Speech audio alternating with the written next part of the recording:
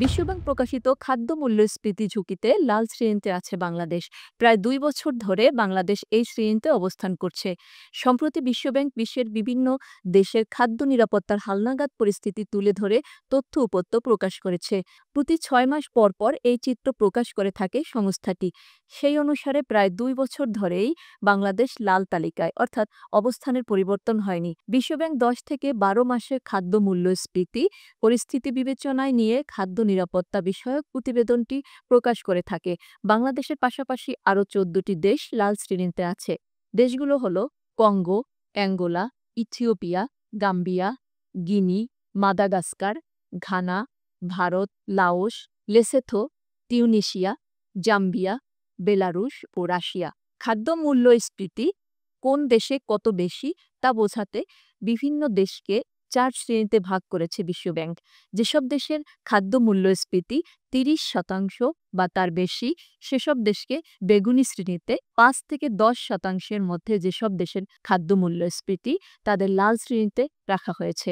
এছাড়া ২ থেকে ৫% মধ্যে মূল্যস্ফীতির দেশগুলোকে হলুদ এবং ২% কম মূল্যস্ফীতির দেশগুলোকে সবুজ শ্রেণীতে রাখা হয়েছে। সব মিলিয়ে ১৭২টি দেশের খাদ্য মূল্যস্ফীতি পরিস্থিতি তুলে ধরা হয়েছে সংস্থাটির প্রতিবেদনে। এতে বলা হয়েছে, ফেব্রুয়ারির পর থেকে বিশ্ববাজারে কৃষি, শস্যপণ্য ৪ থেকে ৮% পর্যন্ত কমতে দেখা গেছে। কিন্তু সামনের দিনগুলোতে এসব পণ্যের দাম বৃদ্ধির শঙ্কা রয়েছে। সরবরাহের সীমাবদ্ধতা ও আবহাওয়ার কারণে ভুট্টার দাম ১৫ মাসের মধ্যে সর্বোচ্চ পর্যায়ে রয়েছে। তবে বিশ্ববাজারে চাহিদা কমে আসায় চালের দাম ২ বছরের মধ্যে সর্বনিম্ন পর্যায়ে রয়েছে। খাবারের দাম নিয়ে সবচেয়ে ভালো আছে ৮টি দেশ। সবুজ শ্রেণীভুক্ত দেশগুলোর মধ্যে সুইজারল্যান্ড, সুইডেন, সৌদি আরব, ম্যাকাও, চীন, ফ্রান্স, ফিনল্যান্ড ও বেনিন। উচ্চ খাদ্য মূল্যস্ফীতি বিবেচনায় বিশ্ব ব্যাংকের তালিকায় টানা ১ বছর ধরে সবচেয়ে খারাপ শ্রেণী বেগুনিতে আছে ৬টি দেশ। এই দেশগুলো হলো মালাউই, দক্ষিণ সুদান, হাইতি, মিয়ানমার, আর্জেন্টিনা ও তুরস্ক। উল্লেখ্য, প্রায় ৩ বছর ধরে বাংলাদেশে উচ্চ মূল্যস্ফীতি চলছে। তবে ১ বছর ধরে খাদ্য মূল্যস্ফীতি বেশি ছিল।